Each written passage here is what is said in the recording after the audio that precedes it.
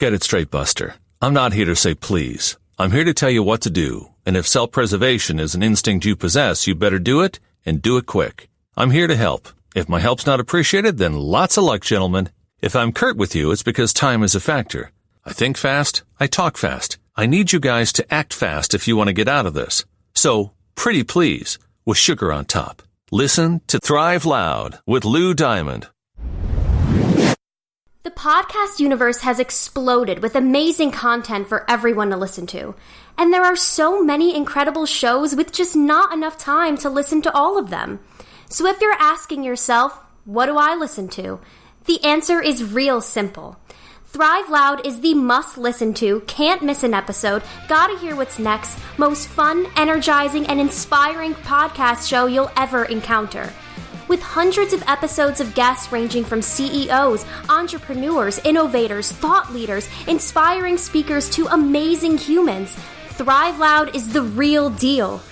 Listen in as Lou Diamond decodes what makes incredible people thrive. If you're a regular listener, you already know this. And if this is your first time listening, get ready to Thrive Loud with Lou Diamond.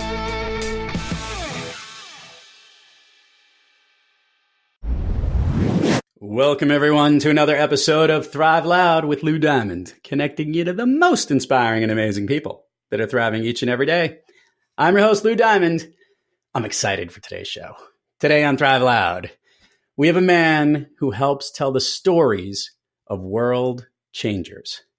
His company, Video Narrative, is the elite video branding and product company of identifying what one's own purpose is on this planet. Thrive Loud listeners, a man that could even make me look good, Chris West. Chris, hey, Lou. How you doing, my friend? Doing very well. So glad to be with you. I had the great fortune of getting a little bit of time working with Chris earlier this year in May of 2019, and also got the incredible pleasure to hear him speak and share his journey, his story, and get to see some of his product. And because of the community that I happen to deal with and a lot of people I know, I see a lot of his work and a lot of his signatures out there, and there is no one like him. So what our listeners would love to hear, actually, Chris, because in a podcast, we can't show all the work. We could put some attachments and links, which I'm sure they'll find. But when they're listening, I was really engaged in hearing how this all came to be. So if you could, it would be wonderful for our Thrive Lab community to hear how this became your focus and passion. Yeah, well, thank you so much. And it's fun to tell the story of this because, right, stories are the way that we communicate. It's the way that actually our mind thinks. And so I can't imagine doing it any other way than sharing the story.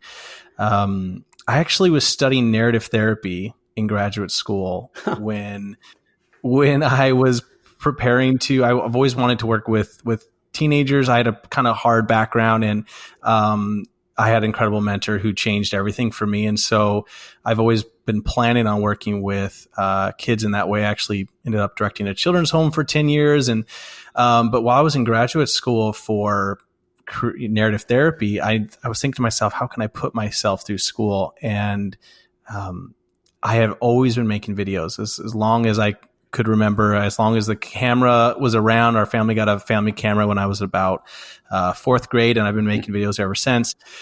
I just decided to start putting my way through graduate school, and one speaker was getting photoed, some photos done for a headshot photographer I was doing a video for, and he said, "Could you make a video?" And I said, "Sure." And I never made a video for a speaker. And the interesting thing about speakers is that they really are the world changers. Anybody listening to this podcast, if they are trying to get their message out there in a much deeper way, usually one way or another, they're going to end up on a stage sharing that or in a workshop or something. And more often than not, when people try to produce a video about how they speak, they make it one, all about themselves. They think that's what you're supposed to do because it's a demonstration of what you do. And the second thing is that they pretty much don't tell a story in the video. And so all I did was take the content that I filmed of this person as he spoke, turn it into a story. It got taken without me knowing it to Influence, which is the National Speakers Association, where everybody is a professional speaker gets together once a year and reviewed that year as the best video of the year. And all of a sudden I started getting called by speakers around the country. And after working with the first two, I realized these are the people who are making the biggest impact, and I want to do this work. I actually ended up not finishing graduate school. 2 years in, I stopped. I started a full-time production company. We specialize only with working with thought leaders, and we help them build their speaking businesses. So, Chris, this is an interesting take, and you talked about what may have been wrong by a lot of videos out there. Let's educate those that aren't familiar with this process. I'm going to do my best to summarize what sizzle reels and speaker videos are to our listeners who are not speakers. Just for those, to give the background, it's a compilation of trying to show the speaker on stage and how they speak and maybe the message they deliver. You have a different view of how we should view these world changers. Can we dive in a little bit about how your eye or what you do to start to capture what that speaker is all about? Absolutely. Well, it doesn't really matter if it's a speaker or a business owner or an entrepreneur. I mean, literally whoever it is, almost everybody gets this wrong. And we do it because we're just not good at living in the shoes of the other person. We're good at living in our shoes and in our mind. And so what we try to do, and we think this is the best way to tell stories, is we say, well, I'm passionate about this. And if someone's going to come to my website or if they're going to come experience me and I'm getting a video made, I should tell them all about why I'm so passionate about this or how I got into this or what led to this. And that just isn't the way to do it. So what we're doing is we're saying, this is important to me.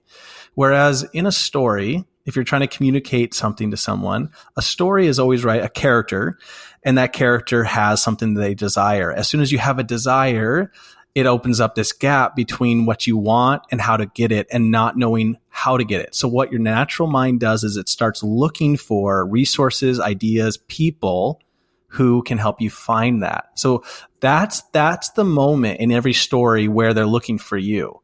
But most people start their entire video there about me and why I'm passionate about this and why I care. And it's not important. It is important. It's just that you have missed the first two parts of a great story. It's like starting a chapter book in chapter 3 or 4 and not saying the first two. And that's why people don't know why their videos aren't effective. So it's the same with speakers.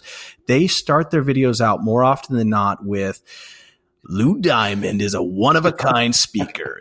Blah, blah, blah, blah. It's all about the speaker, or their content is a story about how they got into this or what they do, and it's all wrong. What they have to get clear and what everybody has to get clear is my story will come in later.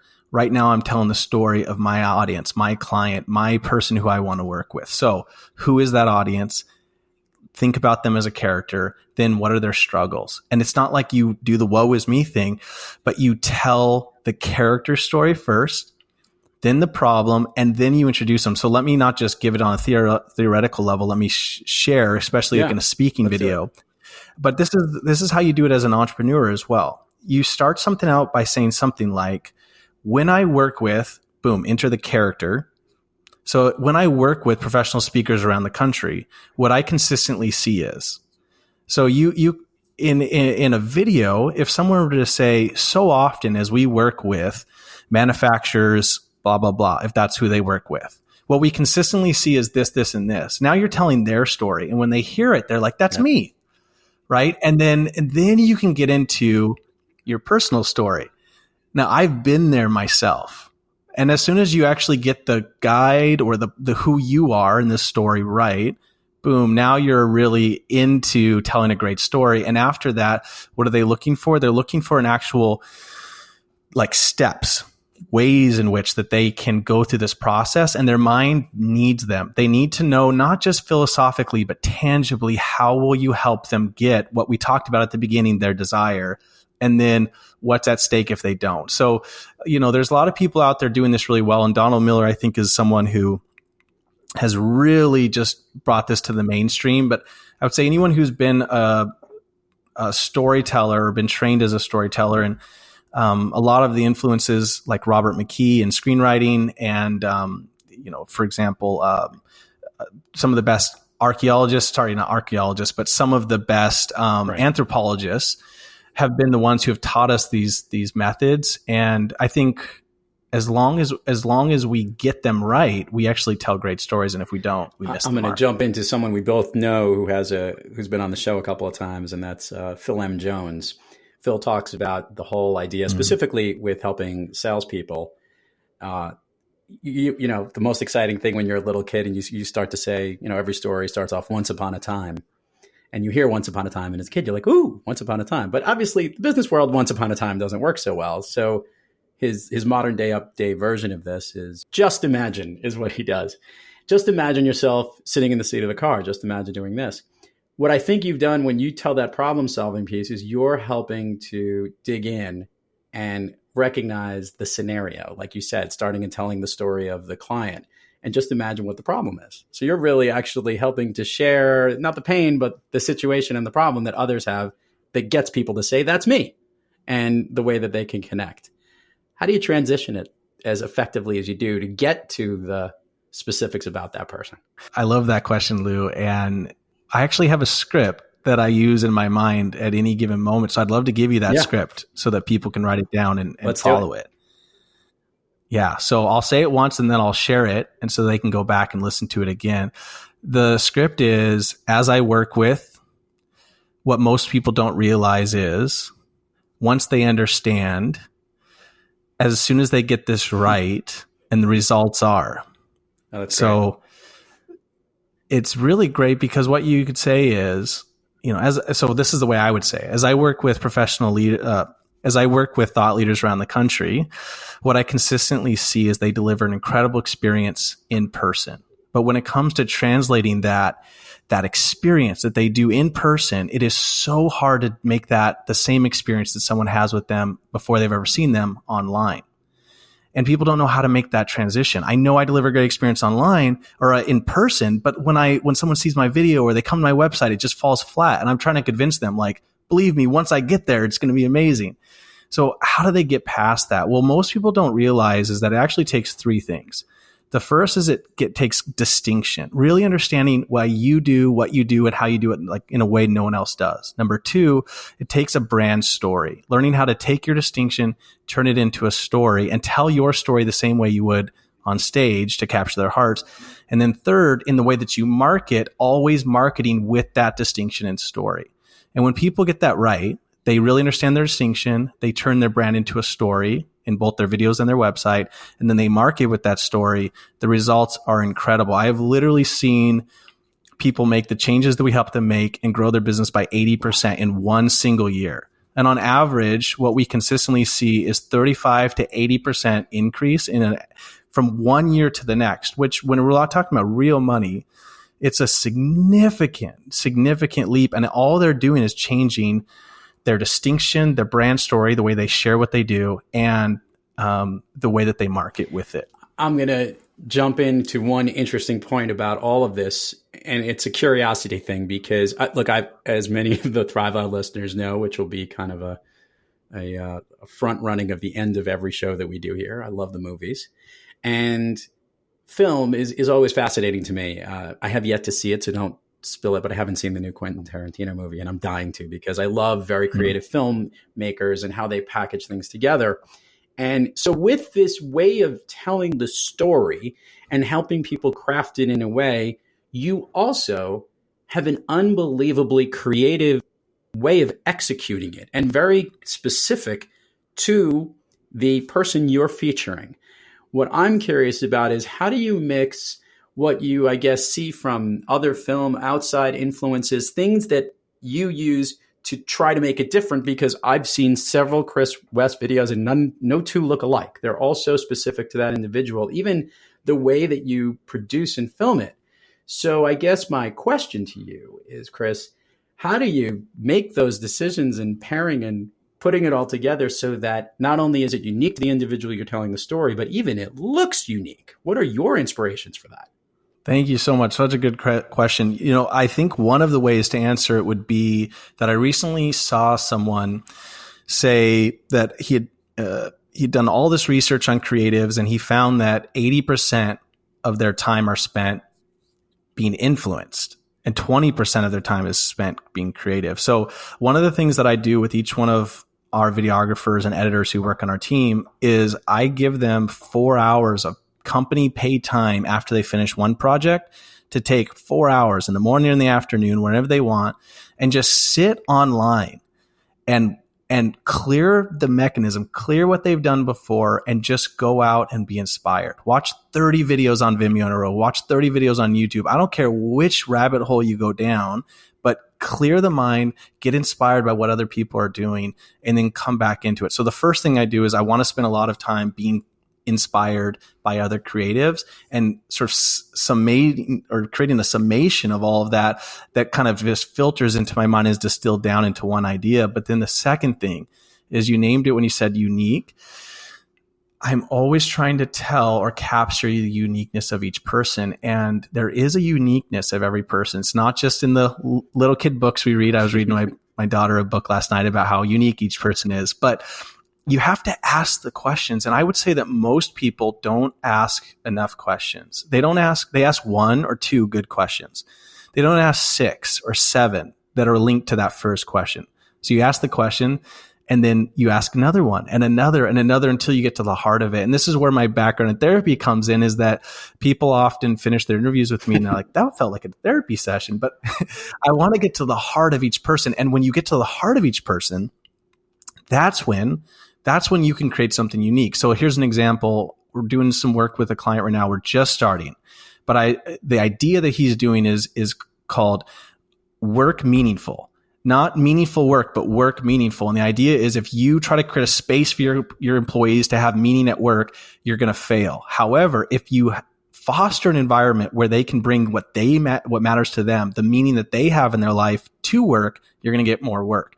So the idea here is to flip it, and everything with his video is going to be a flip. I don't know what it looks like yet, but like as I start to think about ideas, the words are going to be flipped first, and then they're going to come in reverse. Cool. The logo is going to have 2 things up, and it actually works perfectly. The W and M work meaningful. They're flipped. M and a W are flipped. And so everything about this will be flipped. So every person is unique. You got to find what is a visual representation of that uniqueness. This requires a lot of commitment, focus, travel, and I'm guessing juggling, because I assume you're not just working with one client at exactly one time. How do you balance your workload? Well, that's a great question. I do have something that I follow, which is my ideal week. I did learn this from Michael Hyatt, and very few people follow it, but I do follow it. I schedule my week out around my schedule and what I want and what's around my family, and then I make my business work within it. So I would just say, if most entrepreneurs, most business owners, they're so focused on serving their clients, they're so focused on running their businesses, that literally very soon after they start, if not right away, their businesses run them. So I do schedule my week first around my family, and then second, Mondays are all internal days. I do nothing that's related to outbound or client work on Mondays. I do everything related to investing in my team, doing production meetings, planning what's coming up. Everything is an internal day on Monday. Tuesday, Wednesday, and Thursday are all client facing. That's sales calls, that's consulting, that's creative, like in interviews with clients. And then Friday, same thing. I do no emails. I do no outbound work. All I do is do creative work. And if I set aside my Friday, like we're having this conversation on a Friday, that's okay, because it's a part of my creative day. I can take this, but I would not have this on a Monday ever, right? And so I schedule my ideal week, and of course it doesn't stay perfect, but I stick to it, and it really makes a big difference. I love that prioritization. I'm going to jump into a couple of things first before I go into a little bit more of the Chris West rock star, the man you are. And this goes with the business. Obviously, there's a lot of incredible people trying to capture these images and trying to tell these stories. And storytelling is obviously becoming a hot topic just about for every speaker too, which is rather, whether it's from Kendra Hall to all the different people that you named. Chris, in capturing these stories that you hear, how does it affect these world changers you're working with, executives, speakers, thought leaders? How is it affecting you? That's the secret. I feel like it's my big secret. I can let you in on it. I just went and found the most inspirational people I could find, and I started telling their story one after another. And it's like getting to learn from the best people possible. And it's not like I have to pay them for it. They pay me to learn from them. And it's this wonderful, wonderful secret, which is, and I tell each person who we hire, I'm like, if you don't love learning, you are not going to be a good fit here. I get to adapt so much of what they teach us into our work. And so when it comes to how to innovate or how to when I'm working with a lot of millennials, I mean, I'm technically at the very end of the millennial side of things, but like I hire all of my team members are millennials. I work with several speakers who are experts in that. And so I know what to do with them right when they start. The first 3 weeks is so important, and it has to capture their purpose, what they want in the world, and how that ties into what work we do here. And so I do get to learn from these thought leaders and adapt it into our business. And, we've seen a lot of success over the last 5 years, especially, and people, said, what's the secret been? And honestly, it's just like, if I weren't growing, I would be an idiot, because I'm working with some of the most inspirational people who teach you how to grow a business or be more innovative or whatever. And so it's such an honor to do this work and to tell their stories and to help them change the world. Chris, I love asking this question of all the Thrive Loud guests. There are, even in your ideal week that you've mapped out, or the great work you get to do, days can get stressful and there can be problems and issues that arise. And we don't always have those, A+ days. Sometimes we have B-, C- days. On those off days, when you have trouble thriving, who or what practice do you seek to get yourself back on the thriving track? Mm-hmm. So good. I have had a very steady meditation practice, and I would say that I'm glad this is kind of like a hot word these days, but like meditation is the most central secret that I live by in keeping balance. And intentionally what it is letting go of two things. First, the story that I'm telling myself about this situation, because it's probably not accurate. And second, the attachment that I have about my worth being connected to what I produce. Mm. And those are the two big questions that I have to constantly let go of when these bad emails come in. You put your heart and soul into something, you send it off, and the person says, "This isn't me at all," or something like that, right? Because they're insecure, and it's just like, that's your art piece, right? And this is such a good story. I had a client who we had a great conversation. He said, "Perfect, love it. Send me the proposal. I'm in." I sent him the proposal, and then he sent me an email back. Like, it was a text, I think, like 3 minutes later. And it said, "What? No way. This is way more than we talked about. Not interested at all." And I was like, what just happened? So I wanted to do this big email back to him, like boom, boom, boom, boom. But I decided let me just take 5 minutes, spend some time in meditation. And it actually ended up being 10, 15 minutes until I could let go of it completely. And I was over feeling the doubt or the fear or whatever it caused by that email. So in a very perfectly calm state, I emailed back, said this is exactly what we talked about. Help me understand what changed. He's like, "Oh my gosh, that email was from you. There was a videographer named Chris who's at the session I'm at here in Reno or whatever. I asked him, could he film my session? And he, sent me back this huge proposal for a whole project." Of course, that was way more than I was going to pay for someone to film me, which was why my reaction happened. And so that happens all the time. Is we tell ourselves a story of oh, they hate me, or they didn't like that, or what did I do wrong? When in fact, it had nothing to do with me. It was just miscommunication. But letting go of it before I ever got back to him allowed me to not worry one way or another. And I just find that meditation is and asking those two questions is, what story am I telling myself? And, how can I let go of my attachment to my worth being connected to what I've done? No, I like it. And central. And I know you live out on the West Coast, and we've had a lot of people on the show who use meditation as that go-to to get themselves back. And I've tried it. I just have, I don't know, I could only have a threshold of a certain amount of time I could possibly think about nothing. But my brain is, it's not for actually, everyone. somebody made a comment, really isn't. And there was a recent guest, they do the exact opposite of meditation. They go into incredible focused activity, and that gets them better. It's such an easy, everyone's got their own gig and what works and what makes them tick, which is why we love asking the question to decode how someone like you who thrives. So let's take care of the admin stuff because I've got some fun things going on here. Chris, we'll put it in the show notes. We'll provide all the links. Share with the listeners all the places people can find you. It always sounds better when they hear from you. Yeah, well, I mean, the easiest one is videonarrative.com. We make videos that are the story, so videonarrative.com.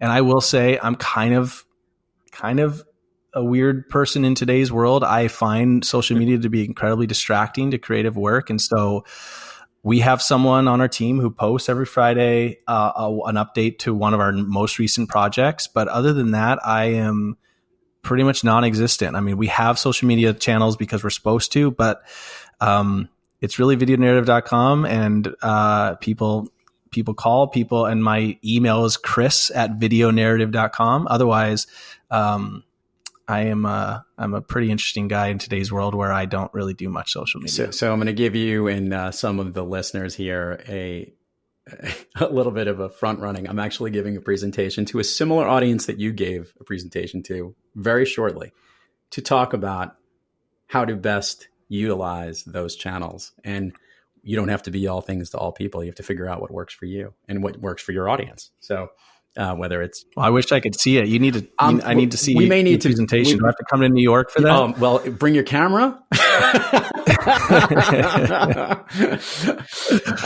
Possibly. So we'll try and maybe we'll try and do it low tech and have somebody capture it. If there's such a thing, we'll get a chance for you to hear it. I think you'll like what it is, and it's only 15 minutes, so that'll make it even better for you. Cool. Okay. Yeah, I'd love that. So now some of the fun stuff here. I wanted to do this from a while ago because I've had the opportunity to see you at work.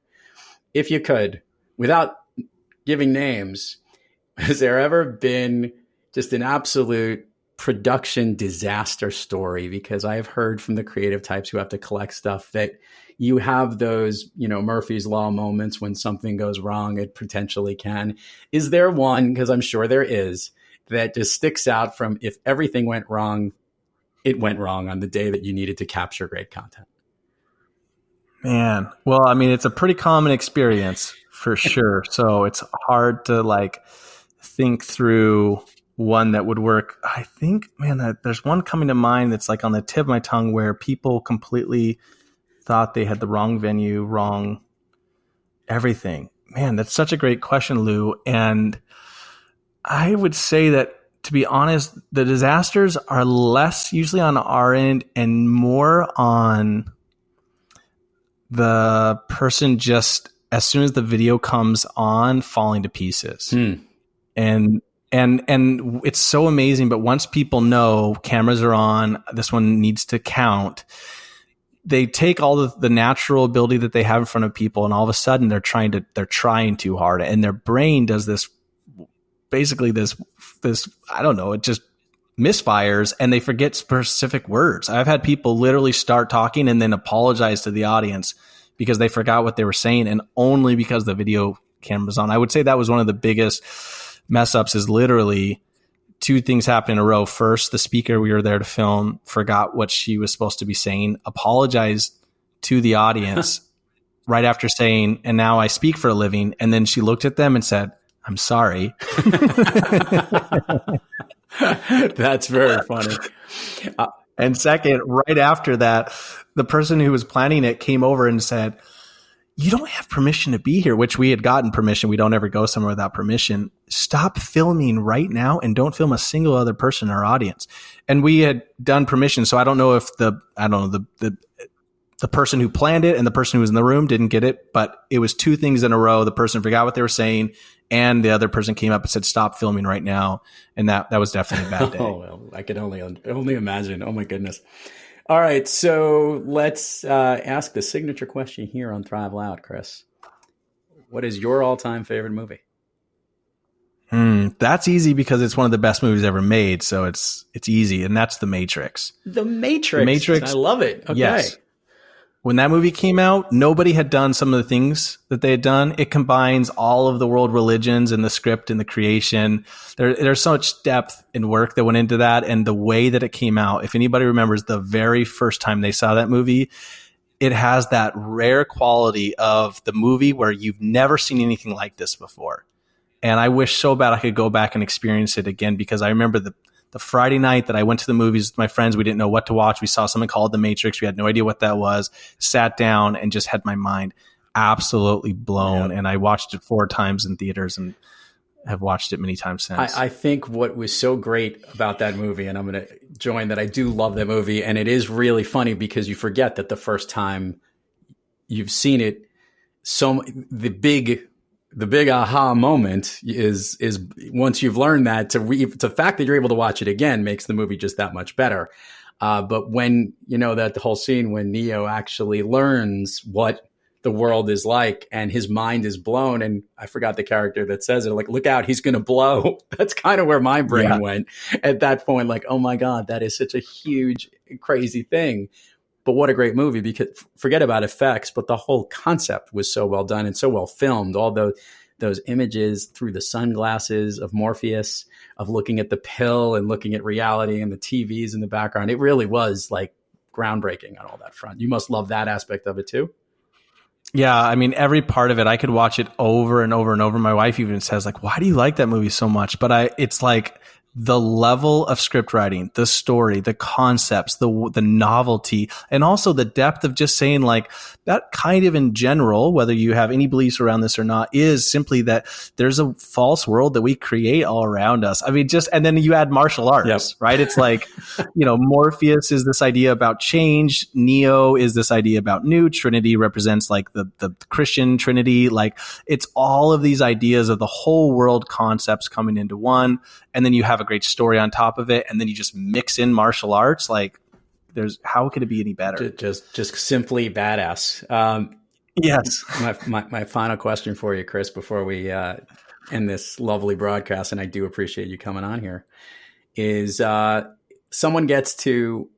great filmmaker calls you up, or a whole bunch of them calls you up and says, I want to do the story of Chris West. Who's the filmmaker that you want to paint your story? Oh man, great question. I mean, it's got to be hard for many people, but I love film. So Sam Mendes would be the director that I would choose by far. He's done some of the most beautiful films you've ever seen, but you just didn't know it was by him. So I would say recently, one movie that most people don't know was by Sam Mendes was not this last one, but the one before, Skyfall. Oh, yeah. The 007 Skyfall. He also was Silence of the Lambs. Am I wrong on that? Yeah, Silence of the Lambs, as well as American Beauty and a bunch of others. Every shot in the entire movie of James Bond Skyfall, you can stop, you can pause the film. Like, literally, if you ever want to take me up on this, it's such a good movie, you should watch it again. But pause it wherever you want and take a look, and you will find the most incredible symmetry in every frame and shot of the entire movie. To get that kind of symmetry in every shot of an action movie and still tell a phenomenal story, it's like an art piece. Like, it's like an art gallery, a 90-minute art gallery, and it would definitely be Sam Mendes. He's one of the best directors out there. Chris West, truly an honor, pleasure to have you on the program, and look forward to seeing and seeing more of your work out there soon enough, my friend. Thank you so much, Lewis. So good to be with you. And to all our Thrive Loud listeners out there, thank you for joining us. And until next time, keep thriving onward and upward. And remember, be brief, be bright, be gone. Do not try and bend the spoon. That's impossible. Only try to realize the truth. What truth? There is no spoon. There is no spoon? Then you'll see that it is not the spoon that bends. It is only yourself. You've been listening to Thrive Loud with Lou Diamond. Check us out and subscribe wherever you listen to your podcasts, or head on over to thriveloud.com. And while you're there, click the Get Connected link to learn more about upcoming shows, special events, and other great promotions coming from Thrive Loud.